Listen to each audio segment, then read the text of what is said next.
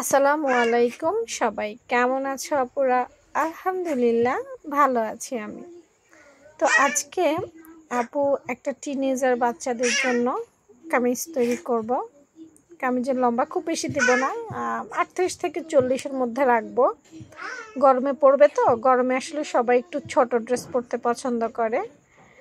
তো এখানে 2.5 গজ পরিমাণ কাপড় আছে। এটা টোটাল যদি আমি বানাই 43 ইঞ্চির মতো হবে জামাটা। তো আমি চাচ্ছি না পুরোটা বানাতে, যদিও কাস্টমার আমাকে কিছুই বলেনি, আমি নিজের বুদ্ধি মাঝে মাঝে খাটাতে হয়।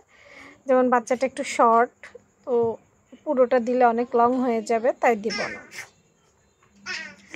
এরপর দেখো কাপড়টাকে আমি খুব সুন্দর করে ভাঁজ করার চেষ্টা করতেছি, সুন্দর যেন হয় সেদিকে,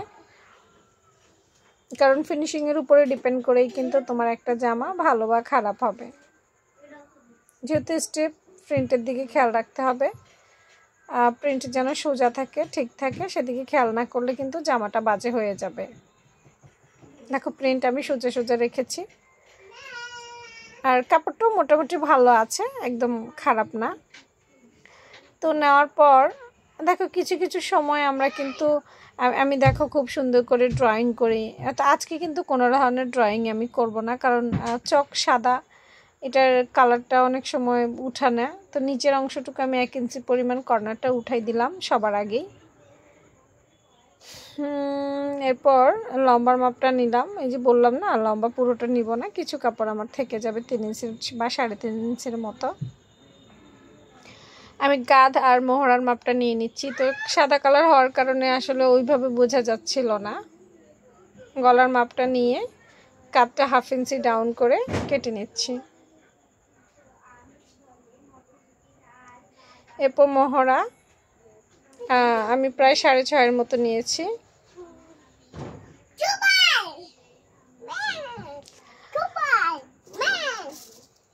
তারপর বডির মাপটা দেখলাম ঠিক আছে কিনা। বডির মাপটা ঠিক রেখে আমি এবার সুন্দর করে কেটে ফেলবো।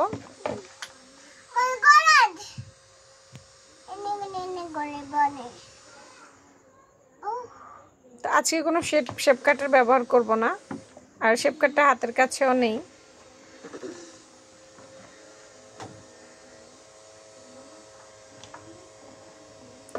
কাটা হোক, তো তোমরা দেখতে পাবা যে আসলে সুন্দর, দেখো তো সুন্দর হয়েছে কিনা, অবশ্যই জানাবা। আসলে কাটতে কাটতে অনেক সময় আইডিয়া চলে আসে, আইডিয়ার কারণে আমরা এমনিতেই কাটতে পারি। এটা আসলে অভিজ্ঞ হলে তোমরাও পারবা। ঠিক আছে, ছোট ছোট মার্ক করে নিলাম, ব্যাস হয়ে গেল কামিজ।